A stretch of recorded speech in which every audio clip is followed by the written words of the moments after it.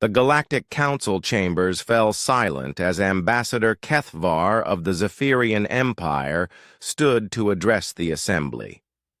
His 4 arms gestured dramatically, his crystalline skin catching the artificial light as he spoke with the authority of a species that had conquered 12 star systems. "Honored delegates," Kethvar's voice resonated through the vast chamber. "We gather today to discuss the human problem." A ripple of clicking, chittering, and electronic harmonics filled the air as hundreds of alien representatives murmured their agreement. These soft-skinned mammals have somehow spread across 17 worlds in the outer rim, yet they possess no natural weapons. No claws, no venom, no exoskeleton, no energy projection capabilities. They are, by all accounts, the most defenseless, sentient species we have encountered. In the observation deck reserved for species under review, Dr. Sarah Chen sat quietly among the 3 other human representatives. Her dark eyes remained fixed on Kethvar, her expression unreadable. Unlike the other humans who shifted uncomfortably in their seats, Sarah appeared almost relaxed. "The question before us," Kethvar continued, "is whether such a fragile species deserves protection under galactic law, or if we should simply allow natural selection to run its course." The Vorthon delegate, a massive insectoid creature, rose on 6 legs. "The Zephyrians speak truth. Humans have no natural defenses. Their homeworld's apex predators could be defeated by a Vorthon larva. How did such weakness ever achieve spaceflight?" "Luck," growled the Krex representative, her reptilian head swaying. "Pure luck and the assistance of more advanced species. Remove their technology, and they become prey animals." Sarah finally moved, standing slowly. The chamber's attention shifted to her as she stepped forward to the speaking platform. At barely 5.5 feet tall, she looked tiny, surrounded by the towering alien forms. "Honored delegates," Sarah began, her voice carrying clearly through the chamber's acoustics. "You speak of humans as defenseless. You mention our lack of claws, venom, or natural armor. You're absolutely correct." A wave of surprised murmurs swept through the assembly. The other human delegates looked shocked. "We have no natural weapons," Sarah continued. "No razor-sharp talons like the Vorthans, no acidic spit like the Melody, no electromagnetic pulse generation like the Siberians." She paused, her gaze sweeping across the hundreds of alien faces watching her. "But there's something you've all missed in your analysis." Kethvar's crystal skin darkened with irritation. "And what might that be, human?" Sarah smiled, an expression that caused several delegates to unconsciously step back. "You've made the fundamental error of assuming that weapons are what make a species dangerous." "Preposterous!" the Krex delegate snarled. "Without weapons, you are nothing but meat." "Perhaps a demonstration would be more effective than words," Sarah said calmly. She reached into her jacket and withdrew what appeared to be a simple metal stylus. "This is the only tool I have with me. By your definitions, it's not even a proper weapon."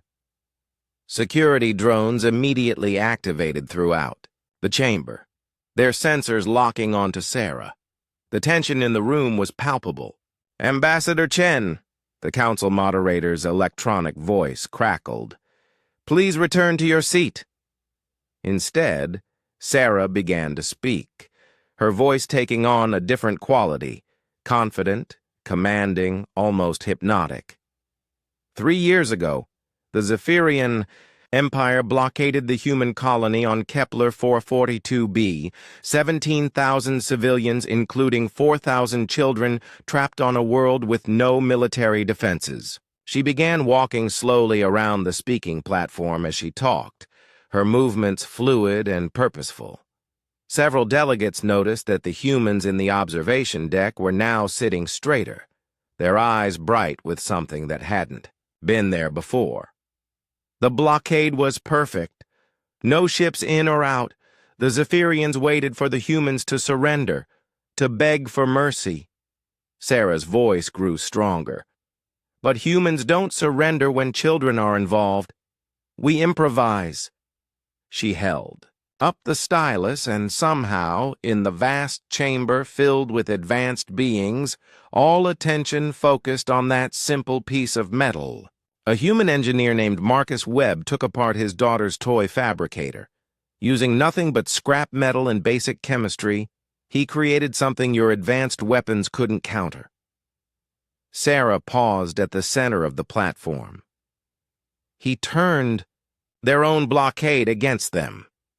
The chamber was dead silent now. Even the security drones seemed to pause in their hovering. Webb hacked into the Zephyrian communications array using a signal booster made from kitchen equipment. He convinced the blockade commander that a competing Zephyrian faction was planning a coup, using nothing but social engineering and knowledge of their political structure gathered from children's educational broadcasts. Kethvar's skin had gone completely dark. That's impossible. The blockade fleet turned on itself, Sarah continued relentlessly. 17 Zephyrian ships destroyed each other while Webb transmitted their own tactical data back to them, modified to show phantom enemy contacts. Not a single shot fired by human hands. She held up the stylus again. This isn't a weapon, delegates. It's a writing instrument. But in the right hands, at the right moment, it could reprogram a life support system, trigger an electrical cascade, or simply write the words that turn an enemy's strength into weakness. Sarah's eyes met those of every major delegate in turn.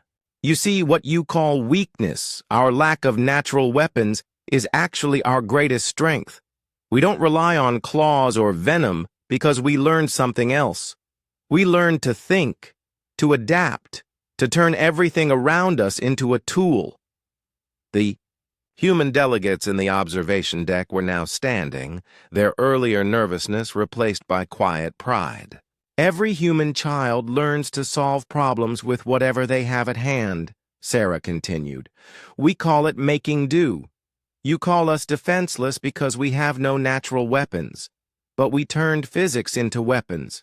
We turned mathematics into weapons. We turned your own psychology into weapons. She walked back to the center of the platform and looked directly at Kethvar. You want to know why humans deserve protection under galactic law? Because we're not the prey species you think we are. We're the species that turns predators into prey using nothing but creativity and determination. The chamber erupted into chaos as delegates began arguing among themselves. Some called for immediate human extermination, others for protective status, and still others for formal alliance. Sarah remained calm at the center of the storm, still holding her simple stylus. She had done what humans do best. She had turned the enemy's own assumptions into the weapon that would save her species. The vote, when it finally came, was unanimous. Humans would receive full protection under galactic law. After all, no one wanted to be the next to underestimate what desperate humans could accomplish with nothing but their minds and whatever happened to be lying around.